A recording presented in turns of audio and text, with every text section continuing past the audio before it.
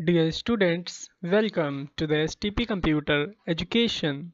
Students, आज की इस वीडियो में हमें Microsoft Excel का chapter number 1 add sub division और मल्टीप्लाई चैप्टर को कंटेन करना है।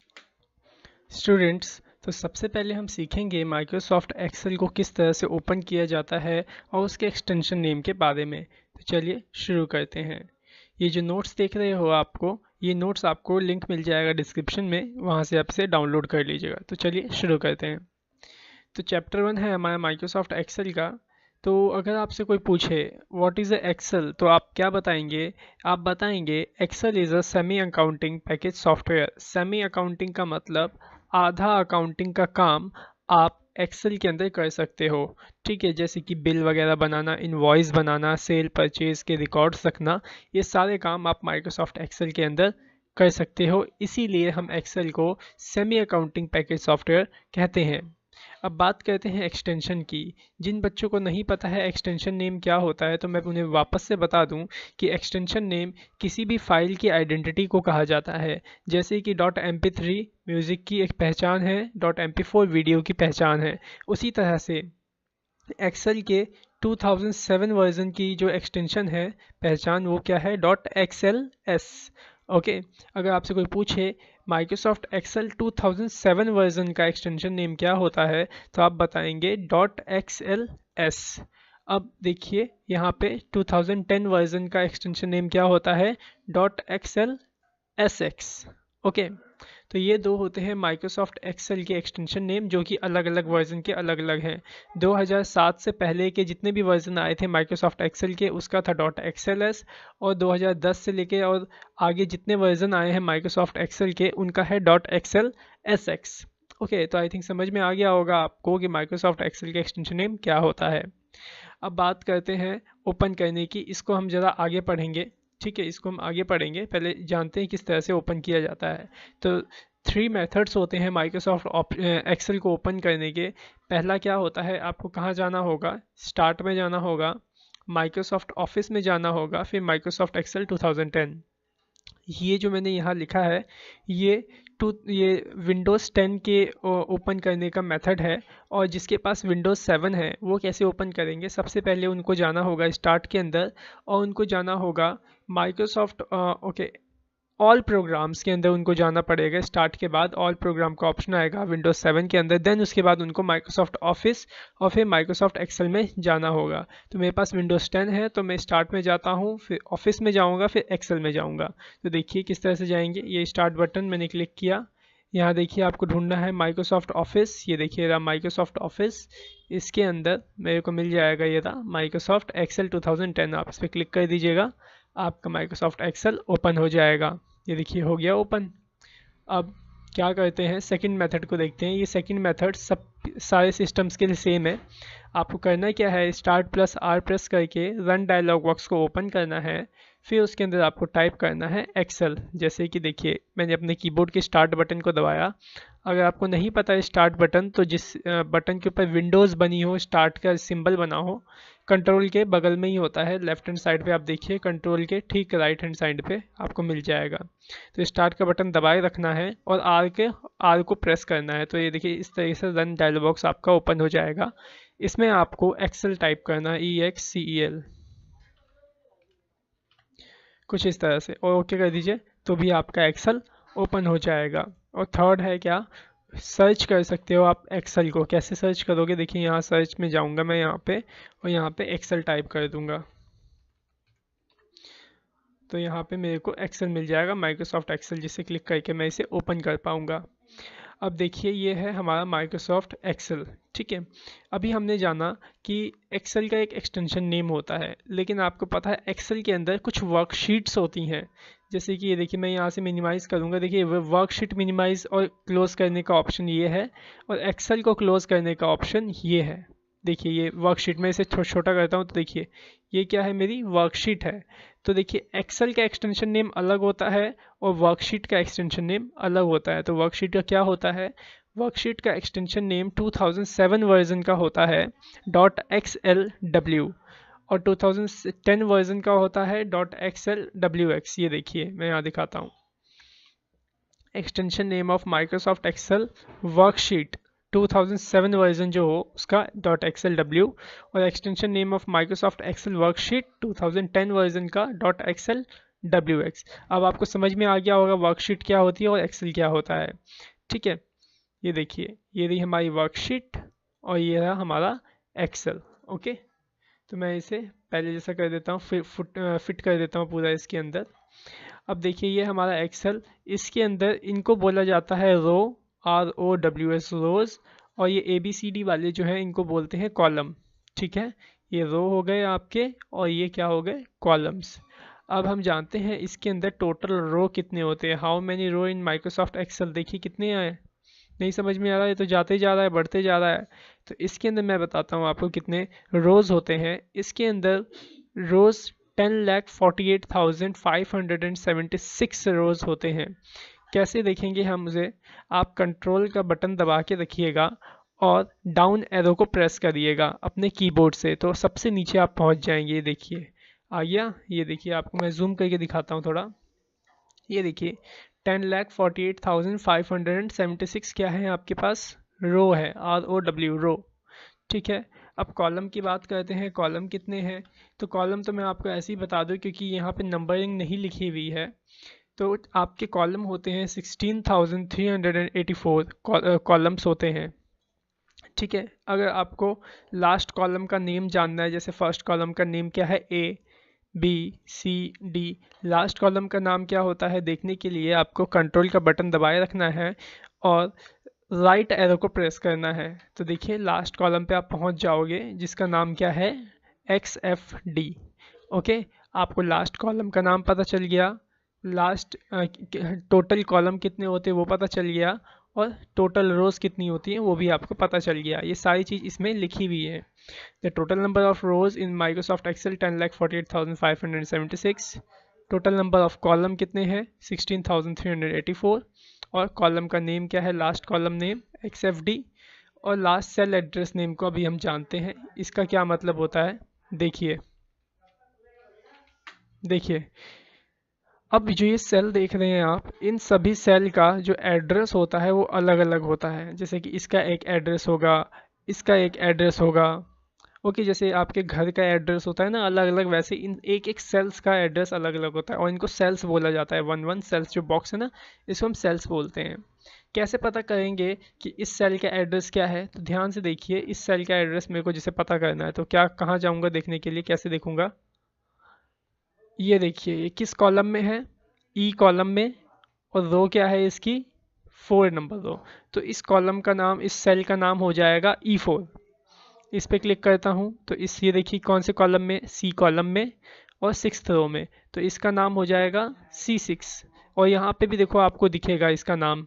ठीक है, तो बाकी यहाँ देखिए, यहाँ क्लिक करता हूँ, बताइए ये किसका है, F7, ये C10। आई थिंक आपको समझ में आ गया होगा हर एक सेल का एड्रेस कैसे देखा जाता है। तो अगर मैं आपसे पूछूं इस शीट के पूरे लास्ट सेल का एड्रेस क्या है, तो मैं कंट्रोल सेल से नीचे जाता हूँ, सबसे नीचे, और लेफ्ट साइड में जाता हूँ, यहाँ पे राइट साइड में। तो इस सेल का एड्रेस कौन बताएगा मेरे को, क्या होता है इस लास्ट सेल एड्रेस, क्या है हमारा, XFD 10,48,576। तो वही चीज़ मैंने यहाँ पे लिखी हुई है, the last cell address name is XFD 10,48,576। Okay, अब चलिए एक चीज़ और, 3 sheets are given by default in MS Excel 2010। हमें 3 शीट दी जाती है बाय डिफ़ॉल्ट, 3 शीट्स। ये देखिए शीट नंबर 1, शीट नंबर 2 और शीट नंबर 3। तो अगर आपसे पूछे कोई कि हमें कितनी शीट प्रोवाइड होती है बाय डिफ़ॉल्ट माइक्रोसॉफ्ट एक्सेल के अंदर, तो आप बताएंगे 3 शीट्स बाय डिफ़ॉल्ट हमें गिवन होती है। अगर जिसे बाय डिफ़ॉल्ट का मतलब नहीं पता, तो बाय डिफ़ॉल्ट का मतलब जब हम किसी भी चीज़ को, जैसे माइक्रोसॉफ्ट एक्सेल को ओपन करते हैं, तो वो अपने आप से ही बाय डिफ़ॉल्ट, मतलब अपने आप से वो कितनी शीट ओपन करके हमेशा हमें देता है फर्स्ट टाइम में, उसे आप बाय डिफ़ॉल्ट कहेंगे। ठीक है, तो हमें बाय डिफ़ॉल्ट 3 शीट्स मिलती है। अब चलिए इसमें सीखते हैं एडिशन करना, सब्ट्रैक्शन करना, मल्टीप्लिकेशन और डिवीज़न, ये सारी चीज़ें हमें सीखनी है। ओके, तो सबसे पहले मैं यहाँ पे, जैसे कि एडिशन मेरे को करना है, तो मैं यहाँ पे एक डेटा बना लेता हूँ पहले। जैसे यहाँ लिखा मैंने रोल नंबर, ओके, यहाँ लिखता हूँ नेम, यहाँ पे लिखता हूँ हिंदी,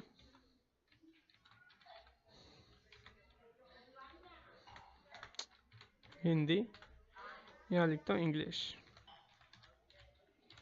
और यहाँ लिखता हूँ टोटल। ध्यान से देखिएगा इस डेटा को। मेरे को रोल नंबर बच्चों के लिखने हैं, तो मैं यहाँ पे लिखता हूँ 1 एंटर, 2 एंटर, 3 एंटर। अगर मैं ऐसे लिखूँ एक एक करके और मेरे पास 2000 बच्चे हों तो कितना टाइम लग जाएगा? बहुत ज़्यादा टाइम लगेगा। तो इसलिए आपको ऐसे नहीं लिखना है। आपको करना क्या है, पहले यहाँ पे 1 लिखना है, ठीक है। 1 लिखने के बाद आप वापस इस पर क्लिक करिएगा। यहाँ से मतलब आपको कर्सर हटा देना है। जैसे देखिए मैं यहाँ पे 1 लिखता हूँ, देखिए कर्सर आ रहा है ना, तो कर्सर हटाएंगे कैसे? बाहर दूसरी जगह क्लिक करिए, फिर उस पर क्लिक कर दीजिए।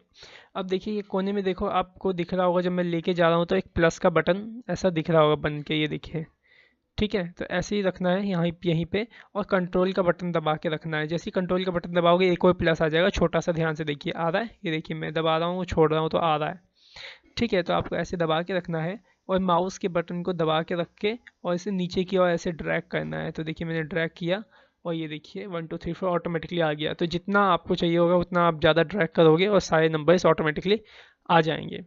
ओके, आई थिंक आपको समझ में आ गया होगा रोल नंबर किस तरह से डालना है। अब मैं यहाँ पे कुछ बच्चों के नेम लिख देता हूँ, जैसे मैंने यहाँ टाइप कर दिया अंकित, सुमित, राजेश, परी, महिमा, पायल और रोमा। ओके, ये मैंने कुछ नाम लिख लिए हैं स्टूडेंट्स के।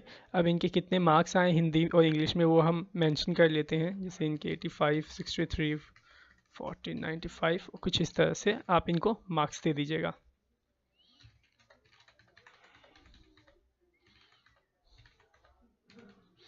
ओके, तो मैंने ये कुछ मार्क्स दे दिए यहाँ पे। अब क्या करना है, मेरे को इन दोनों का ऐसे टोटल निकालना है सब बच्चों का। तो कैसे निकालेंगे टोटल, कैसे करते हैं टोटल, ध्यान से देखिए। सबसे पहले हम एक फॉर्मूला सीखेंगे टोटल का। इज इक्वल्स टू लगाएंगे, SUM सम टाइप करेंगे, is equals to sum, bracket को ओपन करेंगे। ब्रैकेट कैसे ओपन होगा, शिफ्ट के साथ 9 का बटन दबाइएगा, अपने आप ब्रैकेट ओपन हो जाएगा। उसके बाद आप किस किस नंबर को प्लस करना चाहते हो, 85 को और 74 को, ठीक है। तो 85 और 74 इनको फिर सेलेक्ट करिएगा, ऐसे कर्सर लीजिएगा, क्लिक करिएगा और यहाँ पे ऐसे सेलेक्ट करिएगा। जैसे आप सेलेक्ट करोगे देखो यहाँ पे क्या लिखा है, C2:D2। क्यों लिखा है C2 और D2? क्योंकि देखिए स्टार्ट आपने सेलेक्ट करना कहाँ से शुरू किया, C कॉलम सेकेंड रो, ठीक है, इसलिए C2। और कहाँ तक सेलेक्ट किया, D column second row, D2 तक। तो वही यहाँ पे लिखा है, आपने C2 से लेके D2 तक सेलेक्शन किया। इसके बाद आप शिफ्ट के साथ 0 बटन को दबा करके ब्रैकेट क्लोज करके एंटर करिए। ये देखिए टोटल यहाँ पे इस तरह से हो जाएगा। आया समझ में आपको? अगर नहीं आया तो एक बार और देखिए। Is equals to sum, bracket open, मैं इन दोनों का सिलेक्शन करना चाहता हूँ तो ऐसे करिए सेलेक्ट और ब्रैकेट क्लोज कर दीजिए। अब यहाँ पे क्या लिखा है, C3:D3। क्यों? क्योंकि ये देखिए C कॉलम और थर्ड रो में है, और एंटर कर दीजिए। इस तरह से देखिए टोटल हो जाएगा। आया आपको समझ में? अब जैसे कि एक और एग्जांपल देखिए, मैं इन सब का टोटल करना चाह रहा हूँ एक साथ में, तो कैसे होगा, जैसे मैं यहाँ करता हूँ तो यहाँ लगाइए is equals to sum, bracket open, और सेलेक्ट करिए यहाँ से पूरा ऐसे। देखिए अब क्या हुआ, C2 से सेलेक्ट हुआ कहाँ तक, C8 तक। देखिए C8 तक आ गया, C8, और ब्रैकेट क्लोज करके एंटर करिए। देखिए इसका भी टोटल आ गया। आया आपको समझ में टोटल करना? एक और तरीका सीखिए टोटल करने का।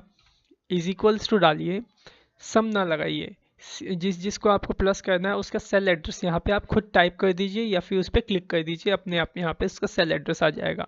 जैसे कि 63 को मेरे को करना है, इसका सेल एड्रेस क्या है, C4। इस पर क्लिक करिए, देखिए C4 यहाँ पे आ जाएगा।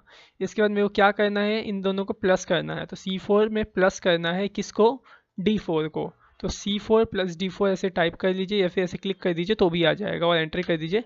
तो यहाँ देखिए ऐसे भी आप इसे प्लस कर सकते हो। आया आपको समझ में? एक और प्लस करने का मेथड देखिए। जिन जिन को आपको प्लस करना है उनको ऐसे सेलेक्ट करिए, पूरा जहाँ पे आंसर आएगा उस एरिया को भी सेलेक्ट करिए, और ऑल्ट के साथ इक्वल टू बटन को प्रेस कर दीजिए। ये देखिए ऑटोमेटिकली प्लस हो के ऐसे आ जाएगा। है समझ में?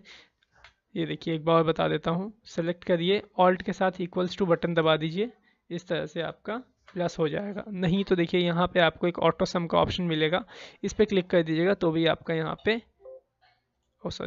तो भी यहाँ पे आपका एडिशन हो जाएगा। आई थिंक आपको समझ में आ गया होगा एडिशन कैसे करते हैं। अब चलिए जानते हैं माइनस करना, मल्टीप्लाई करना और डिवाइड करना। तो चलिए देखिए मैंने यहाँ पे 85 में से माइनस करना है मेरे को 50, ठीक है।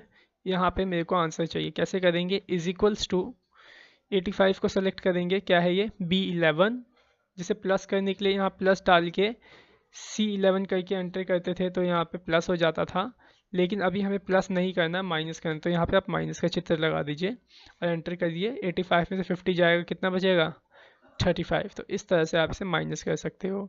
मल्टीप्लाई करना होगा तो कैसे करोगे, इज इक्वल्स टू 85 को मैं मल्टीप्लाई करता हूँ, मल्टीप्लाई के लिए आप एस्ट्रिक का सिंबल दबाएंगे, ये वाला स्टार वाला अपने कीबोर्ड से, और 50 से मल्टीप्लाई करना, 50 सेलेक्ट करके एंटर करिए, ये देखिए मल्टीप्लिकेशन हो गया। डिवाइड करने के लिए इज इक्वल्स टू 85 को स्लैश का चित्र दीजिए यहाँ पे, इसे डिवाइडर बोलते हैं। किससे डिवाइड कर रहा हूँ, 50 से, एंटर करता हूँ तो ये देखिए डिवाइड में 1.7 आंसर आया। उम्मीद करता हूँ कि आपको ये वीडियो अच्छा लगा होगा और ये सारी चीज़ें समझ में आई होंगी। अगर आपको ये वीडियो हमारा अच्छा लगा हो तो हमारे इस वीडियो को लाइक करिएगा, हमारे इस चैनल को सब्सक्राइब करिएगा और अपने दोस्तों में इस वीडियो को ज़रूर शेयर करिएगा। और जो ये नोट्स हैं, इस नोट्स के अंदर आपको सारे एग्जांपल्स, मेथड, ये सारी चीज़ें आपको हमने दे रखी हैं, कैसे प्लस करना है, कैसे सब्सट्रैक्शन होगा, मल्टीप्लिकेशन होगा, और शॉर्टकट की भी आपको दे दी है, ऑटो सम की। ओके, तो आप इसे डाउनलोड कर लीजिएगा और इसे अपने नोटबुक में लिख लीजिएगा। तब तक के लिए मिलते हैं नेक्स्ट वीडियो में। Thanks for watching our video. Have a nice day.